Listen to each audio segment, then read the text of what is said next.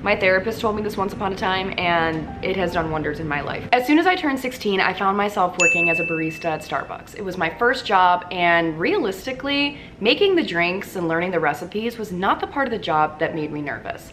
Talking to random human beings was. Now, if that sounds like you, let me validate you really quickly.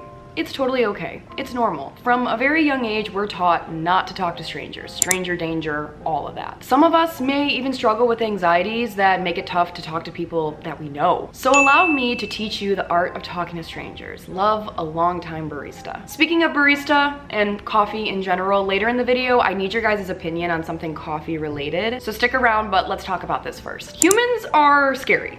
Humans are intimidating. At least they can be sometimes. There are crazy Karens out there and just people who are gonna be rude. It's inevitable, but that doesn't mean that everybody you interact with is inherently bad. I try to lead my life following the whole innocent until proven guilty mentality in most regards, and I also don't really subscribe to the whole judging a book by its cover thing. As a barista, had I judged books by their covers, I probably wouldn't have had conversations with some of the most amazing human beings I've ever met in my entire life, whom I've also never seen again. So please try not to do that either. Like I said before, this whole stranger danger concept has been taught to us since we were very little, right? Like, it was taught in schools, our parents told it to us, our grandparents, whoever looked after you probably told you to not talk to strangers. But you grow older and you realize that not every stranger is out to get you. Not every stranger is scary, and especially not when you're just simply existing at your job and serving them coffee. So do me a favor, take a deep breath in and take a deep breath out.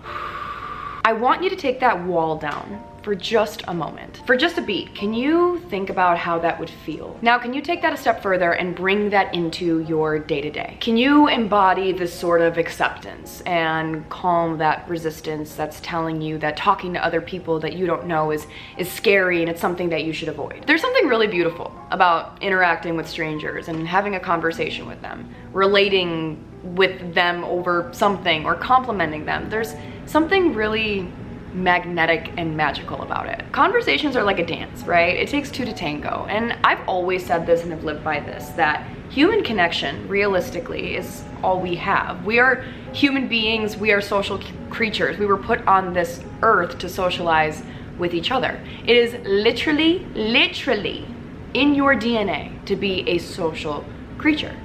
So be it. If it helps, I always try to remember too that the other person may feel anxious about talking to me too. Everybody has their own special anxieties, and anxiety isn't just special to you and you only.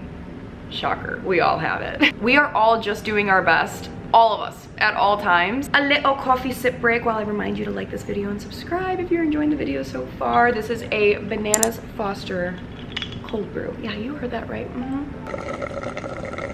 Now, I know what you're probably thinking. You're like, Stefania, it's not that easy. But it is. And as somebody who used to have major anxiety around talking to people that I didn't know, talking to adults that I didn't know, I am a living example that yes, it is that simple, and if you put your mind to it, you can do it and you can overcome those anxieties. You could start off very small. You could start saying hello to people as you're passing them on the street, or just saying hi, how are you, to someone that you're passing in the grocery store. A simple hi, how are you goes a very long way, and trust me, over time, as you start building up this confidence, conversations are just gonna flow naturally. It's not gonna be so scary anymore. Now, I wanna share something with you that may sound a little woo-woo, but it's something that really helped me calm some of these anxieties as I was going through the process of becoming a barista and kind of being forced and dropped in situations where customer connections were a priority, to say the least. You know, creating an alter ego for yourself in your own head, it does wonders. Hear me out. When I was 16 and just starting off at Starbucks, the first few weeks that I was going into work, I was really anxious because it was all new to me. It was my first job. I was learning this really extensive menu. I was learning the world of coffee. I was 16 years old. I didn't really drink a whole lot of coffee yet at that point. But like I said before, the biggest thing was every day going into work, I knew that I was gonna have to talk with strangers and people that I didn't know all day, every day. I literally created an alter ego for myself, and that alter ego was Stefania the barista. Stefania the barista was really good at making customer connections. Stefania the barista, she could whip up a mean cappuccino. Stefania the barista, she could multitask all day long. And the best part was, I made her up. And then I became her. I'm a really big believer in you have to be it before you become it. So this alter ego that I created for myself, this version that I kind of stepped into every day when I got to work and clocked on, it really helped me work through some of these anxieties, because this alter ego almost acted as like a shield. It helped me separate myself from my anxieties. It like shielded the more vulnerable parts of myself. I would be driving to work, driving to my Starbucks, and the second that I clocked on, I knew that I was clocking in as Stefania the barista, the version of myself that had the confidence that I so badly wanted to have. Stefania who was scared of talking to customers, Stefania who was scared of making customer connections and being annoying and being this and all those little, she was in the car. She stayed in the car. She didn't clock in with me. She stayed in the car. Stefania the barista clocked in. This gave me confidence because in ways it was almost like I was playing a character, which, like I said before, playing this character kind of took this stress and this pressure off of me. If anything bad happened or a Karen yelled at me or some soccer dad was being a douchebag, I would just shake it right off. And I'd be like, you know what? Stefania the barista, she doesn't let this stuff bother her. It's really no big deal. It's part of the job. She expects this. Stefania in the car? She would be upset over this. She would not like that, but she can't come to the phone right now. Why?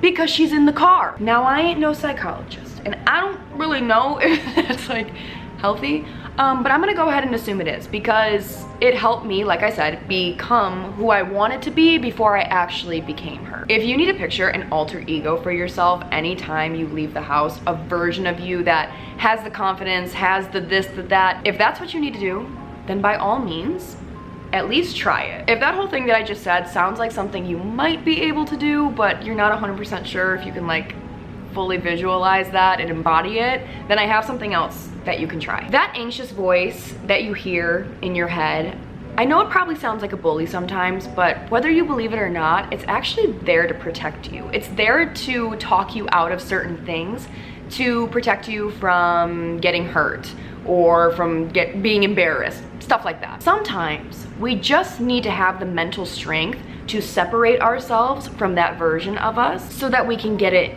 in check. And how do we do that? I know it sounds a little wacky, but we personify our anxiety. My therapist told me this once upon a time, and it has done wonders in my life. Basically, right now, wherever you're sitting, wherever, if you're laying in bed, whatever, imagine that your anxiety is a person and it's sitting next to you. It's not part of you, it's sitting next to you, it's separate from you. Can you look at that person and be like, yo, dude, I got this. I don't need you to protect me.